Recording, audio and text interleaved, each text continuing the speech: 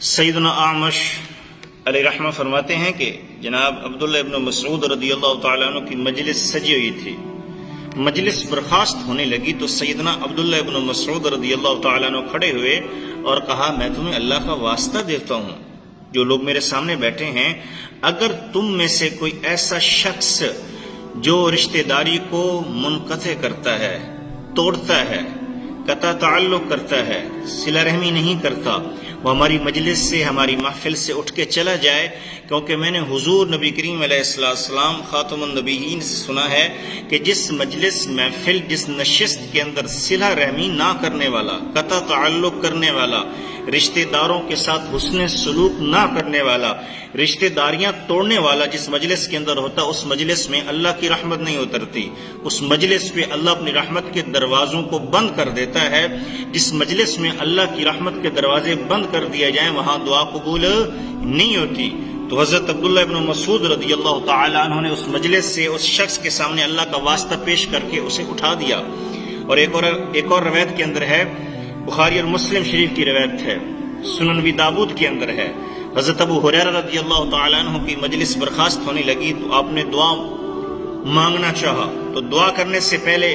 آپ کھڑے ہو گئے. آپ نے کہا، میں تمہیں اللہ کا واسطہ دیتا ہوں، میری مجلس میں اگر کوئی ایسا شخص ہے جو رشتہ داروں کے ساتھ قطع تعلق کرتا ہے، صلہ رحمی نہیں کرتا، وہ ہماری مجلس سے نکل جائے، کیونکہ اب ہم اللہ سے رحمت کی دعا مانگنا چاہتے ہیں. اور میں نے اپنے حضور نبی کریم علیہ السلام سے سنا ہے کہ جس مجلس کے اندر رشتہ داروں کے ساتھ تعلق توڑنے والا موجود ہو، اس مجلس پہ اللہ کی رحمت کے دروازوں کو بند کر دیا جاتا ہے. ایک نوجوان اٹھا، اٹھنے کے بعد اپنی پھوپھو کے پاس چلا گیا، اپنی پھوپھو کے پاؤں پہ ہاتھ رکھے یا پھوپھی کے پاؤں پہ ہاتھ رکھے اس نے معافی طلب کی. پھوپھی یا پھوپھو نے معافی قبول فرمائی اور کہا، ابو ہریرہ سے کہنا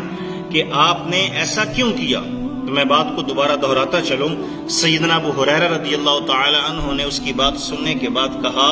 میں نے تمہیں اس لیے نکالا ہے کہ میں نے حضور سے سنا ہے کہ جس مجلس، محفل کے اندر، نشست کے اندر قطع تعلق کرنے والا شخص ہو، اللہ اس مجلس سے اپنی رحمت کو اٹھا لیتا ہے. اس لیے محترم احبہ، محترم سامعین، ہم جتنے بھی صدقات، نافلہ واجبات، روزہ، حج، زکوٰۃ، تہجد، نمازیں، اذانیں لے کے جائیں گے اللہ کے حضور، اگر ہم نے رشتہ داروں کے ساتھ تعلقات کو توڑا ہوا ہے اور کوئی شرعی معاملہ بھی نہیں ہے، شرعی عذر بھی نہیں ہے، بغیر شرعی عذر کے اپنی انانیت کو تسکین دینے کے لیے، اپنی رعونت کو تسکین دینے کے لیے، اپنے بڑے پن کے اندر ہم رشتہ داروں کو چھوٹا سمجھتے ہیں جن کے پاس پیسہ نہیں ہے، تو میں کہتا ہوں اللہ کی عزت کی قسم،